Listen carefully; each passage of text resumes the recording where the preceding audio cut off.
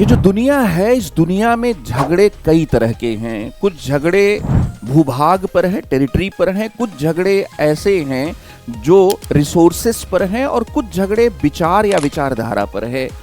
दुर्भाग्यपूर्ण तरीके से भारत और पाकिस्तान के बीच में जो विवाद हैं वो तीनों बातों पर है। कश्मीर टेरिटरी पर विवाद है, रिसोर्सेस पर भी क्या है विवाद है। बहुत से ऐसी जगहों पर पाकिस्तान इसलिए दावा करता है जो रिसोर्स के पॉइंट ऑफ व्यू से वह क्या है बहुत महत्वपूर्ण है। और इसके साथ ही द्विराष्ट्रवाद का विचार भी दोनों के बीच में बहुत बड़े विवाद का एक कारण रहा है। इसी तरह से एक विवाद है साइप्रस विवाद। साइप्रस जो है वो 1974 के पहले तक एक अपेक्षाकृत शांत द्वीप था। 1974 में वहां पर जो ग्रीक मूल के जो लड़ाके थे उन्होंने तख्ता पलट करने की कोशिश की। अच्छा, साइप्रस में क्या है कि दो तरह के कम्युनिटीज वहां पर रहती हैं। एक तुर्की मूल के लोग हैं, दूसरा वहां पर ग्रीक मूल के लोग हैं। तो तुर्की मूल के जो लोग हैं उनकी असुरक्षाओं को ध्यान में रखते हुए वहां पर तुर्की ने क्या किया, साइप्रस में अपनी सेना भेज दिया।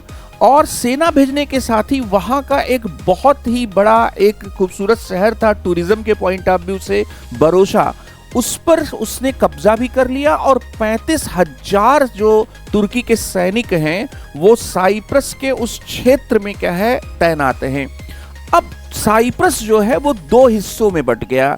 एक हिस्सा ऐसा है जिसपे ग्रीक समुदाय के लोगों का कंट्रोल है, दूसरा हिस्सा ऐसा है जिसमें तुर्की मूल के लोगों का कंट्रोल है।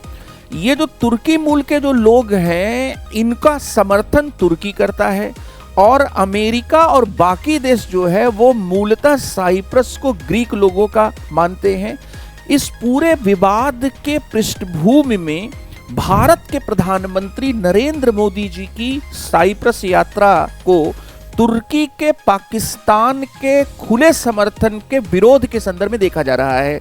चूंकि पाकिस्तान का तुर्की कश्मीर को लेकर, इस्लामिक मुद्दों को लेकर, भारत के विरोध को लेकर और यहाँ तक कि जो अभी ऑपरेशन सिंदूर हुआ उसमें तुर्की ने पाकिस्तान का खुलकर समर्थन किया। तो बहुत से अंतर्राष्ट्रीय विश्लेषक ये कहते हैं कि ये पूरा जो यात्रा है, ये यात्रा साइप्रस से संबंध इसीलिए भारत मजबूत कर रहा है क्योंकि वो तुर्की को भी एक बैलेंस करना चाहता है। लेकिन अंतर्राष्ट्रीय विश्लेषकों का ये कहना है कि India middle east economic corridor में साइप्रस की जो महत्वपूर्ण भूमिका है उस महत्वपूर्ण भूमिका के संदर्भ में भी इस यात्रा को देखा जाना चाहिए।